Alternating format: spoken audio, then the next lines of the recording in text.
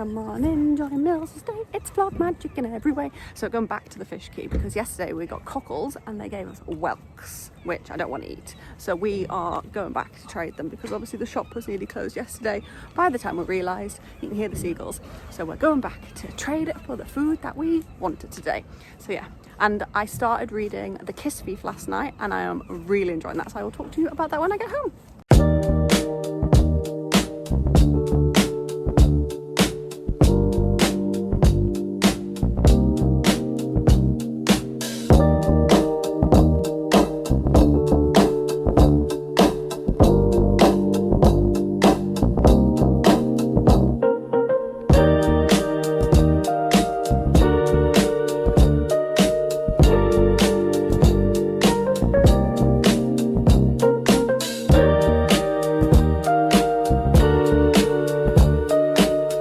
Jumper on today. I'm feeling a little bit festive. No, got a festive activity I have to do today. So went to the fish quay to switch the whelks for cockles. That's sorted. I'll show you what a cockle is later in case you don't know.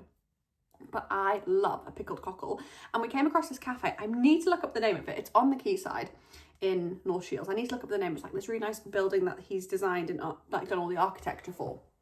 So went in to have a cup of tea, had peppermint tea, met a dog, which you'll have seen in the footage before, lovely. And they make their ice cream. So picked up two types of ice cream. One of them is a kefir yogurt ice cream and the other is a mango and ginger sorbet. My goodness, weird breakfast to have for sure. These are delicious. The ginger is so strong and that's what I want from life. If I'm having something with ginger in, I need strength. So yeah, very, very, very tasty breakfast. Probably it's not the most unhealthiest breakfast you could have, but it's up there. So the ginger and mango is a sorbet, and then the kefir is a yogurt. And they are just yummy, yummy, yummy. Both gluten-free as well, which makes life super easy. He said he also did gluten-free scones. So you can ring up, but I don't know the name of the place. I'll have to look it up and let you guys know. But you could ring up and order a gluten-free scone. And then there's an Airbnb in the architectural building above, which is really pretty. Really, really pretty. And the dog was just so cute. I like when you go to a place and there's a dog.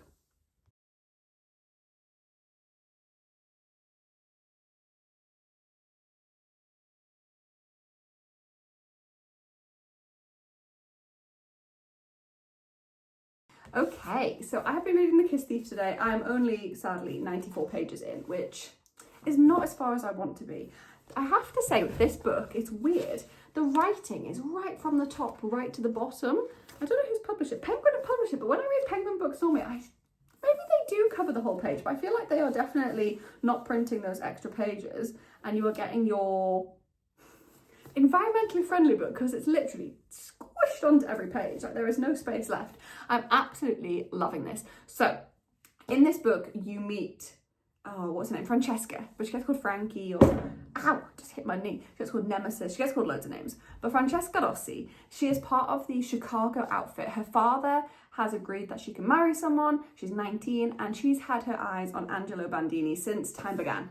They've kind of been courting each other since they were children in high school and she's obsessed with him. She hasn't kissed him, she hasn't been with anyone, and she has read these little cards that she's got in a box, and the first card says the person you kiss is going to be the person you marry. So she's telling this to this guy who's called Wolf Keaton. He's a senator, he's 30, she's 19. He's the age gap isn't really getting to me, I'm going to be honest. Normally age gap romances I'm a bit like, but this one I'm not bothered with. I think LJ Shen just writes age gap really well that I don't notice it. Anyway, he steals her first kiss by pretending to be Angelo, and then she's forced into a marriage with Wolf Keaton. This man thinks like she's very experienced, thinks she's very spoiled, and actually she is the opposite of that. She is giving a little bit of the vibes from Bad Bishop. I feel like the female main characters that LJ Shen writes in Mafia, like Lila, I am getting a Lila vibe from Francesca, and I love that. It's nice to be back in the world of Mafia. It's nice to be back with this author for one of my 10 before the end, and I'm really, really, really loving this book. I probably won't finish this today. It's later now, so I probably won't finish this before the night is up, just because even though it is only 300 and something pages, it's taken me a lot longer to get here than it normally would. I don't know if I'm just being a slow reader as well because I'm enjoying it. But I'm a little bit scared to go into Fairy Tale, so the longer this one lasts, the better. Just because Fairy Tale's not that exciting. No, I think it's gonna be good. I'm just terrified now that it's gonna have horror. I've read the trigger list, which I don't normally read, and I've scared myself a little with the trigger list. I also have some books coming today maybe, so if they do come I'll show you what they are. If not, that'll be tomorrow's video. I don't know if the post will have arrived yet. It could come a little bit later. It comes a lot later here than it does in my house. What else? Oh, there's a special edition coming out in January, which I've been told about today, which is really exciting. So that was some fun news. I don't think there's much else to tell you guys. I've had a very slow day. It's been busy with work, but not as busy with reading and doing things. Oh, and I went to that new cafe, which I posted about as well on TikTok and Instagram. So you can obviously see it in the previous vlog, and then you can see the location of it and the name of it in TikTok and Instagram posts. If you are in the Northeast, I definitely recommend popping in. So yeah, you'll probably see my dinner, and that might be the end of the vlog. If something interesting happens, I'll let you know, but I can't imagine it will. Okay, so she's going off for her heart operation. And I'm spoiling this because I feel like at this point, if you're not reading it, you're not reading it. And she said to Benoit she would like to have a one night, well, obviously she didn't know it was gonna be a one night fling, but she wanted to lose her virginity to him so that she didn't like die on the operating table being a virgin, fair enough.